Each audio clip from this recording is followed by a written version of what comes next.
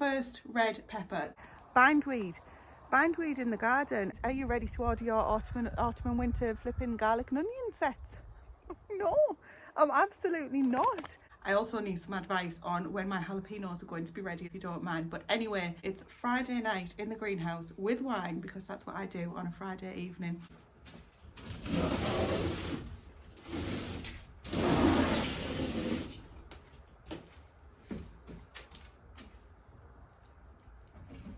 Goodness gracious me, it is warm in here.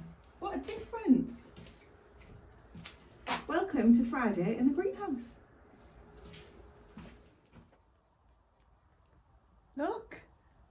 Look at them as well. That's Mama Hen and the chicks, the 3 chicks from the barn, are going on an adventure while you and I spend some time in the greenhouse. Look, our how timely was that, the last one running, wait for me. This is our first red pepper. That is absolutely fantastic. I'm so pleased. I also need some advice on when my jalapenos are going to be ready in this video, if you don't mind. But anyway, cheers. Happy Friday. It's Friday night in the greenhouse with wine, because that's what I do on a Friday evening. Spend about an hour or so in here tending to the tomatoes, chatting nonsense to you guys, and figuring out what on earth I'm going to try and get done this weekend in the garden. I haven't shrunk. The back of the greenhouse is about a foot lower than the front of the greenhouse, so I'm not going to bother with the camera trying to change it and make it all level and things. But what a difference the last couple of weeks has made. So the last time we were actually in here was 2 weeks ago for this type of video. Since then, I think it's the the plot tour that we've done, and other videos that we've been trying to catch up on. So I haven't been in here with you to show you the height of some of these tomatoes and the things that have happened for about 2 weeks. There is a lot of work to be getting on with. One of the last things I think that I showed you, I was starting to increase the canes, the horizontal canes that are running along these tomatoes against this wall. Not necessarily these ones here, because these ones have got a little bit more support, and also I'm going to need to do them at the back as well. I think you can see we've got a cane here at this height, just above, I don't know, almost up to my hip height, but I'm going to start putting some more just for stability along the rest of the tomatoes. And also I've got some higher canes. I've been out and I got those 6-foot canes that we talked about, because I can't put them too high in here because the 8-foot ones will end up hitting with the greenhouse roof, and they're too tall. Hello. So the 6-foot ones should be suitable. Now, question for everybody: do you pinch out the tops of your tomatoes, the indeterminate ones? I haven't yet, and I haven't in previous years, but I'm wondering if that's why I haven't had fantastic crops later on, because they've been trying to put, grow and put more flowers on as the taller they go, where instead if I cut the top off the tomato plants, they would then think about, just using the flowers and the fruit that they've already got. But equally, I don't want to, reduce the number of tomatoes, the yield essentially that I'm going to get. I'm just looking around, sorry, and processing at the same time as talking to you guys. Now, the reason that these gates, it's been a long week. Now, the reason that these greenhouse doors were closed is because the flipping chickens, despite Stephen's best efforts, have still been getting out. It's not the mama hen that you've just seen rushing out with her kids there. It's the ones that we've been securing away. They keep hopping over the fence and coming to see if the grass is greener on the other side. And clearly they think it is, because we had one little tyke down here, you can't see, slightly off camera, making a fantastic bed for itself in the greenhouse. And it's lucky it wasn't on one of those heat wave days, otherwise we would have been having baked chicken for tea, because it was enjoying itself. It's also had a nibble on a couple of the ripe tomatoes that were there, unfortunately, but that's okay. We've got plenty more coming, and the peppers, as I said, are doing absolutely fantastically. Now I'm going to get a shot of the jalapenos. There's quite a few different ones. There's some up here and there's some over there. But I'm going to get a shot of them and overlay what I'm talking about here. Can you tell me if these are ready to harvest now? How do I know when they're ready to harvest? Obviously the pepper that I've just shown you that's ready to harvest because it's bright red, and I can just tell that is. But I presume I can harvest the jalapenos at any time, or do you need to wait to a certain time? And do they get milder or hotter as the season goes on? Because I honestly can't remember. One of the other things that I do on a Friday night is work out what the jobs are that I'm going to get done over the weekend, like I've just mentioned. So let's go and have a wander. So let's go and have a wander around outside and see how things are looking, because we have had a deluge of rain over the last couple of days again. So I think that there's going to be quite a bit of growth that's come. I haven't been in the polytunnel for a good few days, so I think there's going to be quite a few weeds in there that we need to contend with. But I'm hoping that the rain has really helped the beans that we've got growing. The bean arch there that you've seen in the past, that's going to need some attention as well, because like these, Tracy's put them up so they might come down a little bit sooner than anticipated, so I need to make sure that they're sturdy. And also this week we had our first potatoes. They were the rocket variety and they were absolutely fantastic. They were huge. I harvested them. I did get some on video because I'm going to do a different video, I think, about meals of the week. I'm not too sure of that yet.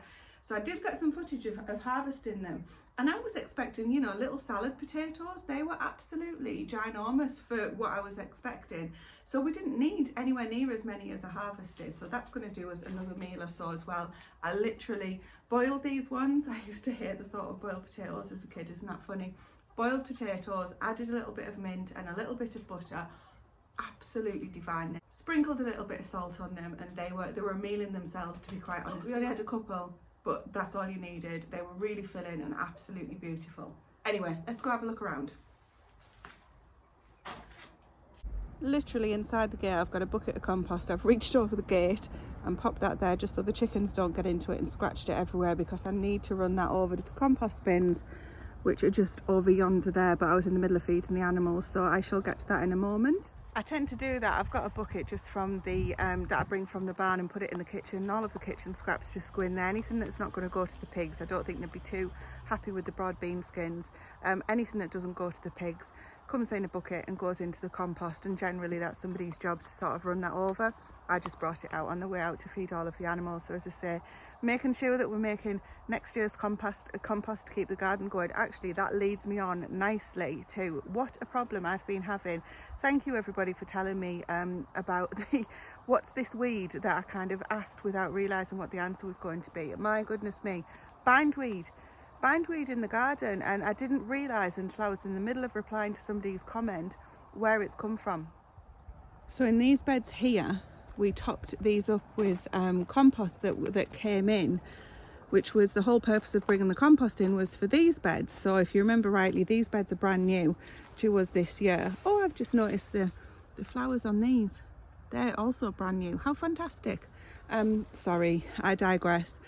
So these beds here have all got our own rotted horse manure in it, but they've also got in it the topsoil that we bought in from the garden centre from the absolutely fantastic chap just down the road.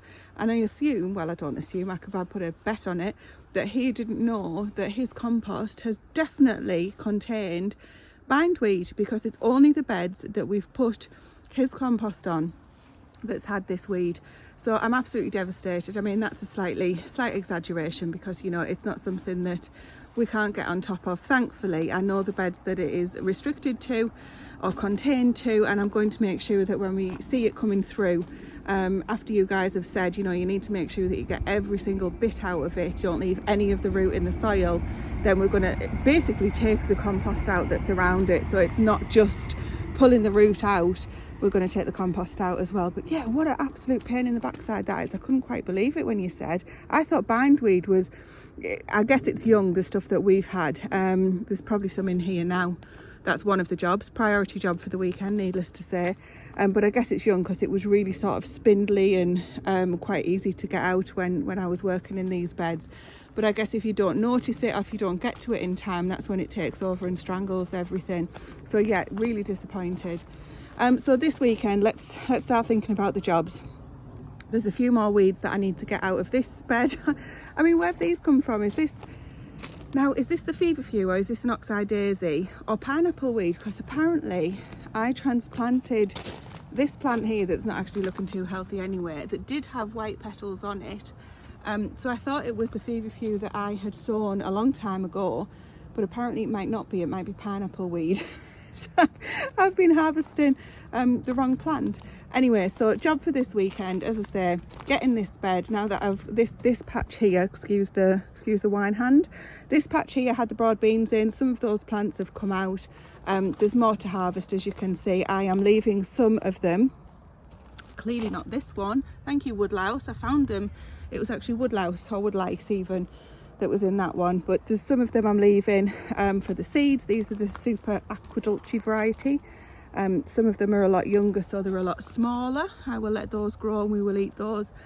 I'll get in this bed, get it weeded. There are tomatoes in here, as you've seen, so these guys have already tied in a little bit, but I'll just get to those and get them tied in a bit. The ones at the back are taller because they've actually, oh, there's some tomatoes on those. Let's go and have a look, because they were in earlier, essentially. Tree lilies are, I think they're going to make an appearance this year, aren't they? They were only planted this year. They were bulbs at Christmas, those. Right, here we go. There we go. There's some tomatoes coming through. Quite a big one there, actually. That's not blossom end rot, you can see there. That's just the tomato growing. I'm quite pleased with how these are coming along. Can you see there? Big Daddy, I think that one says. Potato leaf variety. And then the ones around the front are the Super Mama, the Big Mama. And they're looking quite good, actually. A bit of leaf curl on them, but that's not so bad. So a job for every time that we're out here is always just weeding the next bed along, kind of thing. But I think now that we know that we've got bindweed and that it's contained to the certain beds, they're going to be the priority beds to weed, obviously. So that's going to be the first thing in the morning. Have a look at those, see where it's taken over since last weekend, if anywhere. Hopefully not. A little bit difficult for me to kind of establish between that at the young stage of the leaves and obviously the amount of beans that we're growing. So I'll do a little bit of research and try and familiarise myself with what it looks like. This here, this little gap, is where we took the potatoes out of this week. And those were that's the rocket variety, I think I said, didn't I? They were really, really nice. I was pleased with how they're doing. But apparently blight has hit quite a few people a little bit further south than we are. So that's going to be a concern. I'm going to have a look at the potatoes and make sure they're looking good at the moment. I don't see anything, but obviously the top of the foliage isn't where I would expect to see it. I'm going to have a get in there, get amongst the stems tomorrow morning and have a look and make sure that there's no signs of blight on any of those. These onions, oh my goodness, I am so proud of these onions. Let's have a little look. Now I just want to explain what this is all about. Grace was cleaning her goats out, and as you know, we use goat bedding because it's a cold manure on a lot of our plants. So I started putting it on as a bit of a mulch for these guys to keep the moisture in, and then I thought, oh, this is quite a strong smelling goat manure. I'm not comfortable with that, so I got that far and then I stopped because I thought I don't want anything to harm these onions because they're doing so well. They'll be fine. We've had so much rain. You know, I was putting it on really to kind of keep the moisture in, but you know, the amount of rain we've had is meaning that I don't need to do that. So that's why there's a difference there between that bit and this bit. But look, just this first one here, aren't they just absolutely fantastic? I mean, obviously I have got the labels in there somewhere, so I'll know exactly what they are. These were grown from seed. I think I've had one in this bed bolt. Was it one? Do you know what? I might not have even had any bolt in this bed. And you can see the difference in height actually further down there. These ones, pretty much where that mulch is actually, were planted later on. So slightly different timing to these guys at the front. And then we've got shallots here. They're looking really good as well. I'm so pleased with them this year. Oh, I can see a label over there. We will have a look when we harvest them at what we're harvesting, because you can see the difference. So if we just move this guy here, so this is more of a sort of a yellowy and that's more white, so there's definitely a difference between them, but they are absolutely thriving. Very pleased with that, and I hope that that'll continue with these beds. Obviously I'll just rotate what we've got there. Nothing to do there tomorrow other than a little bit of weeding. I'm not going to take those onions out just yet. In this bed, the only thing that I'm going to do here, can you see, I've been in and I've put some string on I literally sat down on a bucket and worked my way around and just put some string on for these beans to climb up. I think that's going to look absolutely fantastic. It goes all the way to the top. Obviously when they get to the top they're going to struggle with where to go, so I probably will pinch them out. Should I do that? Again, normally I haven't done that, but I think with the TP design I might give that a go, just pinching them out and saying, right, now's your time to shine, go and produce all of those beans. These beans here, how fantastic do these look? Oh my goodness, just beautiful. These are the Greek gigantes, so I won't be harvesting these until right at the end of the season, but look, they're already, if we go underneath this arch here, they're already starting to climb across. So it's working. The arch that I've put up is definitely working. It's just not as stable as we might like, but then again, who is? So beans are on the floor. These guys just need tying in. That won't take long at all. And then on this side, can't remember what variety these are. I did say that I would find out, and I will when we come to harvest them, or when they start growing, actually developing. We'll have a look, because some of the beans that I've got need to be left on until they're actually mature, and we'd use them for drying beans, and some of them for eating fresh. So I do need to remind myself what's what. And then we've got the squash in this bed and the other bed that are really starting to thrive now. Oh, you absolute little beeper.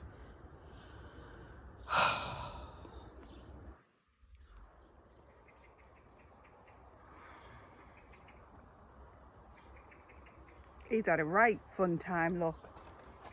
I don't know if it's going to come up on camera, but look, can you see? He's gone along there. Oh my goodness, he's bit, you little swine, you. That is so soft. That's,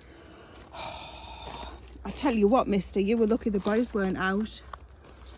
Right, job for tomorrow, put that in there. Bloody hell. Anyway, squash flowers are coming out. So apparently I learned that the squash flowers put a male flower out first. They send him out like the canary, go and have a look, have a feel about, does everything seem okay? And if he comes back with a positive response, then the female flowers go out. Let's just leave that there, shall we? Anyway, what I was going to say before I was rudely interrupted by the bloomin' molehill. What's that? That's apple mint. So what's happened is, do you remember when I had that session where I chopped down the apple mint here, which we're going to get to in a minute, last year, and I put it in the compost? It's come back to haunt me. You cannot get rid of it. Even though I have managed to kill traditional mint in the past, apple mint is here to stay. And I'm quite okay with that, actually. I've been having it in my in some tea, in some hot water, and I actually quite like it. It's one of those, it takes a little bit of getting used to, because it's not what you're used to in terms of caffeine, or, you know, or what I'm used to, should I say. You guys might not be. And I'm trying to move over to more herbal teas than shop bought teas, homemade herbal teas, obviously. And I have been having the mint, and it's been really nice. What we are doing this weekend, on Sunday, I've got a few things planned in that I'm going to be preserving, and apple mint syrup is one of them. I've been looking up like some of the things I'm doing. I'm kind of water bathing stuff, and there's all these processes that I'm putting in place to make things last longer, and apparently I don't need to actually do all of those. People were saying that if you're making a simple sugar syrup, a 1-to-1 effectively of water, whatever your juice is, to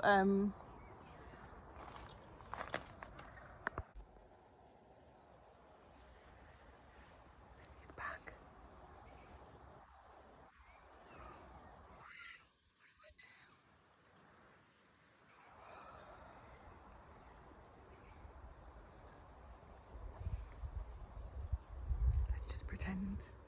Let's just pretend it didn't happen. Did you hear that? It moved all the stones whilst I was talking.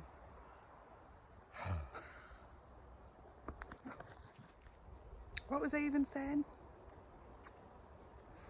If you use a 1-to-1 ratio of sugar to whatever your liquid is, yes, that's a lot of sugar, but you're only using it by the teaspoon or whatever, so don't fall off your chair. Then apparently that is enough to preserve it long term in the fridge anyway, and he's me water bathing all kinds of stuff. So there's a few things that I'm going to try. I've done the jam video that may or may not be out by now.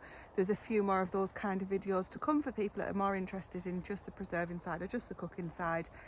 Just like I try and do these garden videos separate, and we're finding a bit of a groove there. I'm happy with how things are going. But anyway, look at this bed. This is absolutely on the to-do list for tomorrow. So this is said mint. Look at it. It's even starting to flower, the cheeky little minx. The oregano is actually flowering. I'm thinking of doing an oregano flower salt. I'm going to do a few herb salts actually. I've been getting inspired on that, so I'm really chuffed with that idea. There's rosemary in here as well. Do you know what? As much as it's kind of becoming quite overgrown, it's such a pretty sight. And the bees normally love it, but I have to say, is it just me? Or have we got a distinct lack of bees and wasps this year? And actually white cabbage moth butterflies. Is that the right, did I say that right? I've probably had a few too many sips of the wine. Oh, okay, let's, as we're talking, let's not disturb him.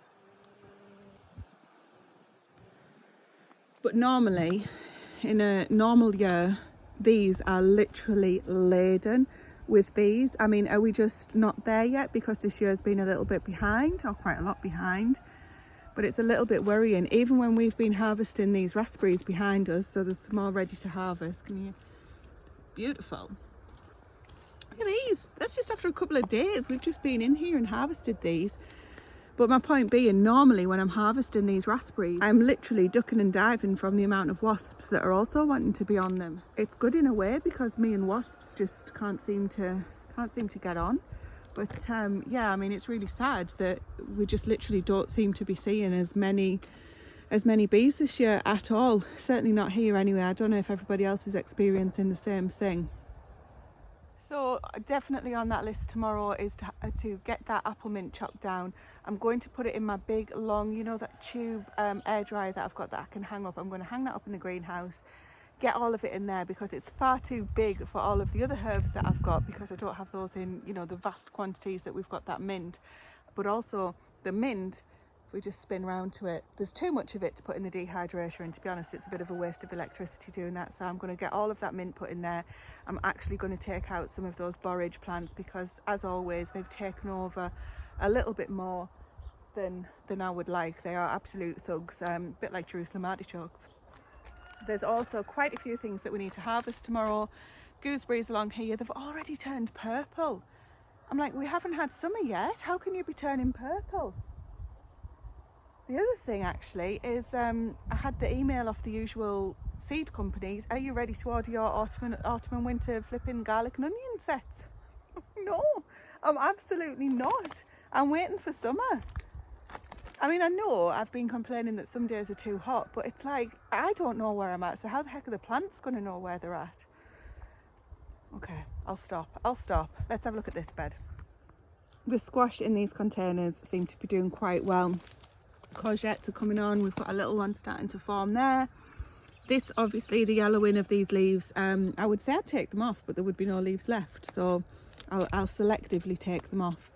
And then I'm going to get in this brassica bed with the hoe, but I am so pleased. Do you remember how small these were when they went in? The rain has just absolutely done wonders for this. So as much as I'm complaining about the rain, it really has helped these guys thrive. We've got the kale that's going to see us through the winter. They're sprouts. Who knew? Fantastic. And then in here we've got the squash, courgettes, different varieties. Some of them have got eaten by the slugs, some of them haven't quite yet. But look at these, the sweet peas that we said would look absolutely fantastic. Okay, so another question. This is obviously a seed pod. Do I need to just wait for that to go papery and dry out and then I can keep it? I made sure when I ordered these that the ones that I could keep seed from. So I've never done that with sweet peas before, so please give me your advice, because my goodness, look at the colour on these little happy things. Look at the colour. But obviously they're happier at this end than they are at that end. I'm guessing that's a sun thing. Let's wander through. Excuse me. And this is where the hedge was, do you remember? It's trying to regrow another hedge. So yes, priorities as always is to continue with the weeding. These are in no particular order, by the way. These weeds here all need to come out because they're just going to end up going to seed and create me even more of a problem. Potato plants where I didn't plant potatoes, and this has got more onions in this bed as well, doing nowhere near as well as the other onion bed we've just looked at, but the reason being obviously is because we did have a big huge hedge there taking all of the moisture and the sunlight, and not giving these little onions chance to thrive. So you can see the ones that were away from the hedge have done really well, the ones that were closer to the hedge not so well. So I'll just leave those in and we'll see what happens with those. This was the bed that I've harvested all of the garlic from. Bit of a so-so this year harvest, nowhere near as good as last year, but it's always the case. And this bed, in a week, the rain has turned it into a jungle. So this is definitely on the priority list to get this bed seen to, because there's some really good huge onions in there. Some of them have already started falling over and are ready to harvest, so I'm going to get the weeds out and we'll just see where we are. I'm not sure I'm in a position to harvest those this week, but that being next weekend or even the weekend after will be absolutely fine. And then obviously other things like pathway maintenance, you know, you get the idea. There's a lot to be getting on with. I mean, we were joking on, weren't we, that there's always weeding to do. You literally weed non-stop, you know, to maintain any growing space really. And this bed here had those onions in that you guys saw. This was my worst onion bed, but in fact we have had some really decent onions out of them, both red and white.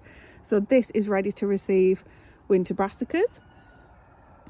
And you can see in the middle of working, we've got tools and we've got net poles and things, asparagus bed, and then there may be some, there is anyway, I can see strawberries in here that are ready to pick too.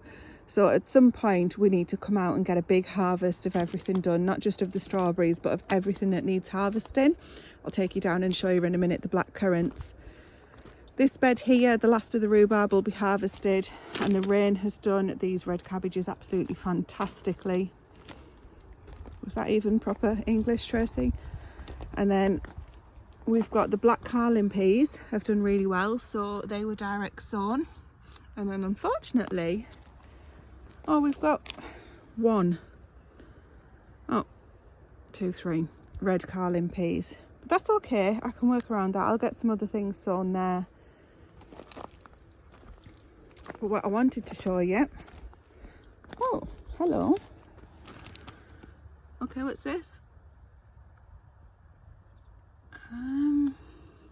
Is that a honeybee? I'm not sure. I'll leave you be. Oh, no pun intended. Laughing at your own jokes. Right, in here, black currants. These guys are absolutely ready to harvest now. There's black currants, and then if we go in front of this rhubarb that has literally, do you remember me harvesting this? Did I show you? There was gaps all over. It's taken over again. And can you see the red jewels in there? Oh wow, look at those. Look at that bunch there. Okay, so harvesting all of these and getting something done with them. And this end one here, which is always a little bit of a princess, is white currants, or are white currants should I say. White currants and nettles. Are there any in here? There's a few. Apparently a lot more rare than the red currants and the black currants. So were you taking notes on what we've got to do? You get the idea though. There's, you know, weeding, quite a few things. Let's go and have a quick look how things are doing over here as well. Oh, cherries. Cherries need harvesting. Stephen had a look the other day and said they're not ready yet. They were still bright red, but now they have turned this, let's see if we can do this. They have oh, it's the same colour as the wine. Cherry wine. Could that will be a thing. I'll look into that. Cherries are ready to harvest as well. So again, that's going to be a Stephen job. Oops, I've just caught myself in the tree. That's going to be a Stephen job for multiple reasons. He loves doing his cherries. He's got that cherry pitter I bought him for Christmas where you can pick about 8 cherries at once. So yeah, he will get onto that and enjoy it, I'm sure. There's a little courgette plant here. I was looking to see if there's anything ready to harvest there, but there isn't. It's funny because we're at that stage in the year where you're willing the courgettes to come on so you can have your first courgette, or I am. And then once they start coming, you're like, it's okay, slow down. There's no need to rush. Anyway. So there's a few weeds clearly in here that need weeding. So this sweet corn is actually looking really good. This was a bed I was unsure about putting them in, if you remember, but they seem to be doing okay. And if I spin you around this way, past the mulberry tree that's doing absolutely sweet nothing, these carrots have just, look at them. They're taking over the place. So absolutely fantastic. These are all going to be our main crop winter carrots. I'm saying that, I am thinking about sowing some more, but we can talk about that another day. Look at this. These guys here. I think we can safely say these are ready now. Now, I got these mixed up. You guys told me I'd got them the wrong way around. I'm looking for the tag. It's not on that one. Is it on this one? Oh look, we've got all of 5 berries or something on this one. I can't remember which way around they are, and I can't see if there's a tag. There was, but it's been lost in the move. I will find out. So one of these is a joster and one of them is a chokeberry. And look at the size. There's some big chunky berries, but there's only a few of them now. This did get moved this year, obviously. We must have killed off. Okay, so all of this side of the plant has been killed off, or the bush, but then has it? Because, so what's the best thing to do here? I mean, that looks to be budding. Should I leave it? Well, I'm going to leave it. I'm not going to chop it in half and see what happens next year. That's probably the best idea. So I think we can safely say that we are doing weeding and harvesting. There are a lot of seeds that I actually want to get in as well. I was looking online actually at what the seed companies, what plug plants they're issuing and the pre-order of them. So I was thinking, if you're pre-ordering and they're not going to send them out till like August, September time, it's not too late for me to get anything in. I don't know why I thought I was too late all of a sudden. I get that kind of panic where I've missed the boat. I haven't.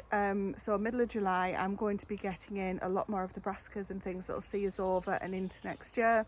I know I said that previously, but it's this weekend that I'll be able to get it done.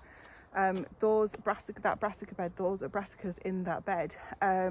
They're already going to be good in terms of the kales, cut and come again, that kind of thing. So I'm not worrying that we're not going to have enough in that respect, but the likes of cauliflower, cabbages, as in heading cabbages, maybe broccoli. I don't know if it's too late to sow calabrese, but things like that. Oh, let's go through here. I'm going to be getting those in this weekend. More, swede. I'm going to be putting some swede, direct sowing swede. I've got a variety called Gowrie, Gowrie. More turnips, kohlrabi, those carrots that I wasn't going to do any more of. So it's going to be quite a busy one, I think. Anyway, not sure if I made a list there or not, but my wine is almost run out. So now I definitely know what I'm doing this weekend. I will bid you farewell and I'll catch up with you in the gardening video that I shall no doubt do to show you how I do or don't do. Did you follow that this weekend? Anyway, if you're still here, I'm off to make, I've got some pork and apple burgers that we're making tonight. Can't wait for those. And then we will be up bright and early in the morning. Busy old weekend, so thank you for watching. I will see you very soon.